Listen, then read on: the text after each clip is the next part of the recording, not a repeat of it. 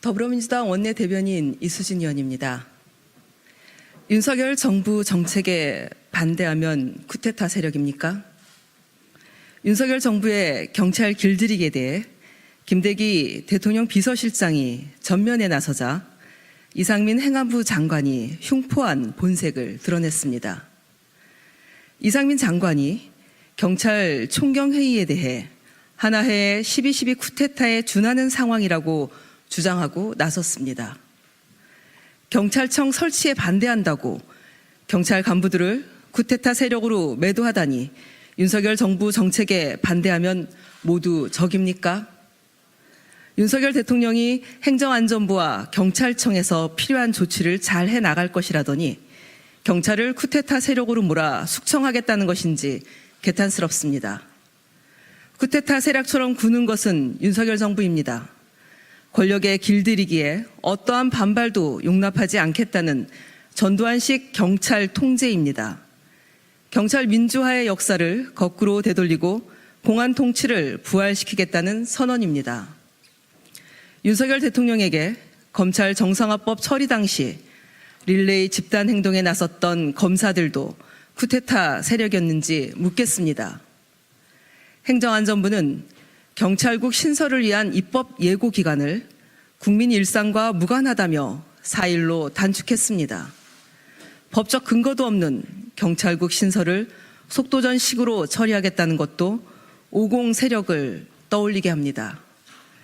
26일로 예고된 국무회의도 요식행위에 불과합니다. 윤석열 정부가 공안 경찰을 부활시키려는 시도를 당장 멈추지 않는다면 국민이 용납하지 않을 것임을 경고합니다.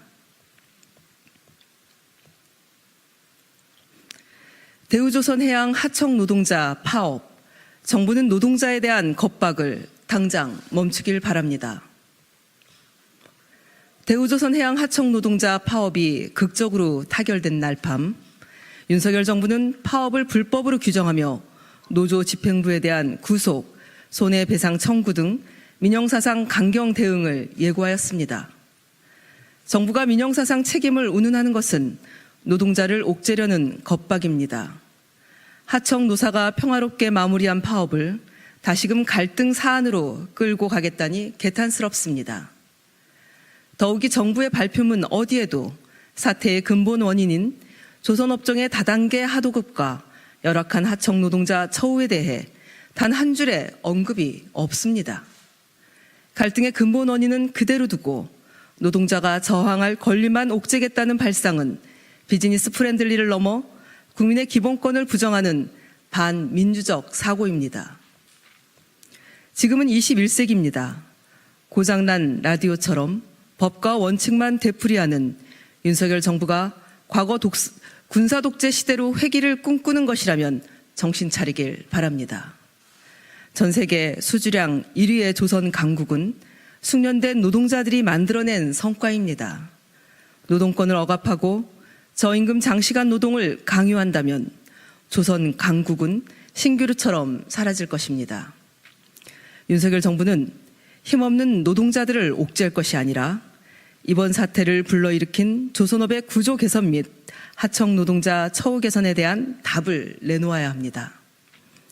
더불어민주당은 조선업의 하청 구조와 불합리한 인력 구조 개선을 위한 조선업 구조혁신 특위를 이미 제안한 바 있습니다. 국민의힘의 책임 있는 응답을 바랍니다.